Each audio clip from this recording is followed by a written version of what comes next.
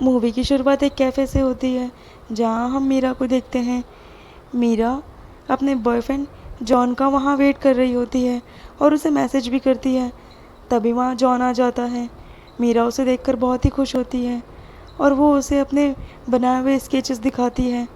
अब जॉन को वहाँ ऑफिस के लिए जाना होता है, इसलिए वो वहाँ से निकलने लगता है। अब जैसे ही वो कैफ़े के बाहर आता है, उसका एक्सीडेंट हो जाता है और ये सब देखकर मीरा बिल्कुल डिप्रेस हो जाती है और एकदम फ्रीज़ हो जाती है। अब हमें समय 2 साल बाद का दिखाया जाता है।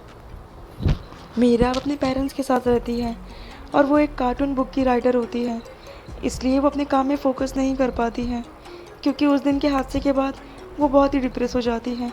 अब वो अपनी बहन सूजी से मिलने के लिए निकलती है और वहीं रहने का डिसाइड करती है। सूजी उसे देखकर बहुत ही खुश होती है। वो दोनों एक दूसरे से मिलकर बहुत खुश होते हैं।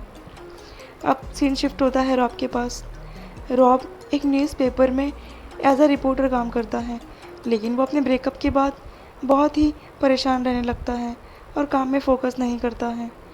अब उसका बॉस उसे बहुत ही डांटता है और उसे न्यू असाइनमेंट देता है। एक सेलिन नाम की सिंगर है जो अपना टूर शुरू कर रही हैं और उनके बारे में उसको न्यूज़ में एक आर्टिकल लिखना है। अब वो उसके बारे में पढ़ने के लिए कहता है और उसे उसके बारे में पूरी जानकारी लेने के लिए कहता है। अब वो रॉब उसे हिचकते हुए हाँ तो बोल देता है, लेकिन उसका मन अंदर से नहीं करता है। अब सीन शिफ्ट होता है मीरा के पास। मीरा एक कैफ़े में बैठी है अपनी बहन सूजी के साथ और वहाँ का ओनर मीरा को देखकर बहुत ही खुश होता है। वो उसे बताता है कि मेरी भी वाइफ मर गई है, लेकिन मैं उसकी यादों में जीता हूँ। मीरा पूछती है वो कैसे, तो वो बताता है कि वो हर रात काम ख़त्म करने के बाद 2 वाइन के ग्लास लेता है और एक टेबल पे बैठ जाता है।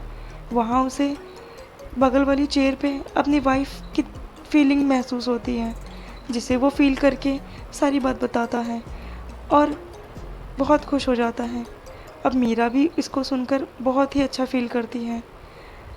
अब सीन शिफ्ट होता है रॉब के पास, जो सेलिन का वीडियो देख रहा है और अपने कलीग के साथ बात कर रहा होता है। उसकी कलीग उसे एक फ़ोन देती है, जिसे वो बताती है कि वो ये ऑफ़िस पर्पज़ के लिए है और रॉब पूछता है इसकी ज़रूरत क्या है, पर्सनल फ़ोन तो है। लेकिन वो बताती है कि ऑफ़िस का फ़ोन रहेगा, जिसमें हमें सिम वगैरह की कोई झंझट नहीं है, ये ऑफ़िस के काम के लिए है, इसलिए रॉब उसे ले लेता है। अब सीन मीरा की तरफ शिफ्ट होता है।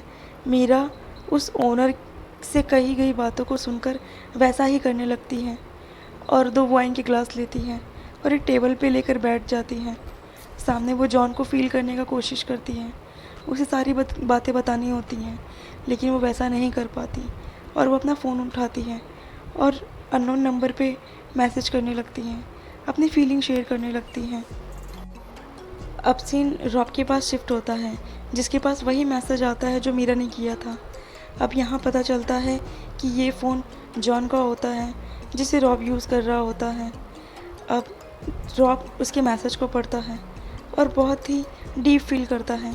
अब मीरा को दिखाया जाता है, जो अपने कार्टून पब्लिशर के पास जाती है और उससे बात करती है। वो उसे बताती है कि अगर तुमने लगातार काम नहीं किया तो हमें तुमसे वो एडवांस लेना पड़ेगा, इसके लिए तुम्हें काम करना होगा। अब रॉब सेलिन के बारे में और जानकारी इकट्ठा करता है, लेकिन उसको उसी नंबर से बार बार मैसेज आते रहते हैं और वो ये सोचने लगता है शायद उसकी कलीग्स उसको मैसेज कर रही हैं और वो उसकी तरफ देखने लगता है और वो उसे एक प्राइवेट एरिया में बुलाकर बात करने लगता है। वो उसे वो मैसेज दिखाता है और पूछता है क्या तुमने ये किया, तो वो बताती नहीं, मैं इस तरह की नहीं हूँ। और वो बताती है कि आजकल ये स्कैम चल रहा है, इसलिए तुम इसे इग्नोर करो। अब मीरा अपने काम की तरफ फोकस करने लगती है और कुछ लिखने की कोशिश करती है, बट वो फोकस नहीं कर पाती और वो फिर से फ़ोन निकालती है और मैसेज करने लगती है। अब ये सब रॉब के पास मैसेज जाते हैं। रॉब एक इंटरव्यू में बैठा होता है जहाँ सेलिन भी होती है।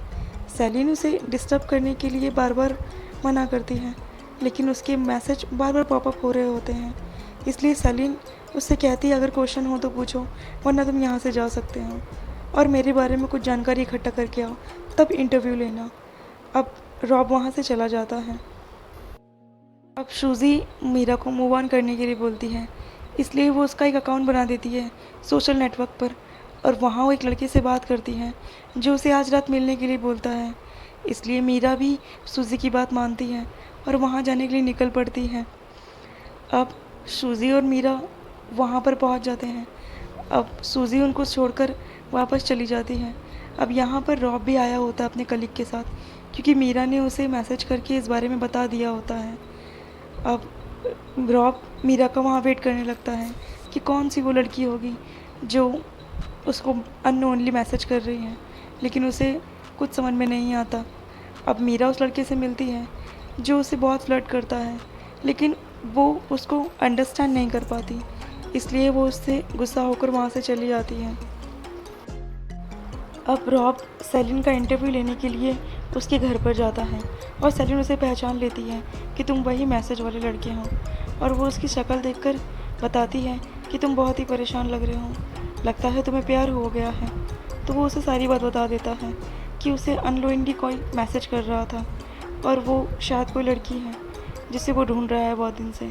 अब सेलिन बोलती है कि तुम जिसे भी ढूंढ रहे हो वो तुम्हें जल्दी मिल जाएगा, और जब तुम्हें वो मिल जाए तब तुम आकर मुझसे मिलना, तब मैं तुम्हें अपना इंटरव्यू दूंगी। अब रॉब वहाँ से निकल जाता है और उसके मैसेज चेक करने लगता है। अब वो अपना हमेशा फ़ोन चेक करता है क्योंकि बहुत दिन हो गए थे मैसेज नहीं आया मीरा का एक भी। अब वो परेशान होने लगता है। फिर एक दिन उसे मीरा का मैसेज आता है उसी अननोन नंबर से, और वो बहुत ही डिस्करेज फील कर रही होती है। अब रॉब उस मैसेज का मतलब निकालता है कि उस मैसेज का मतलब क्या हो सकता है। अब वो उसमें एक ओपेरा नाम के म्यूज़िक शो के बारे में पढ़ता है।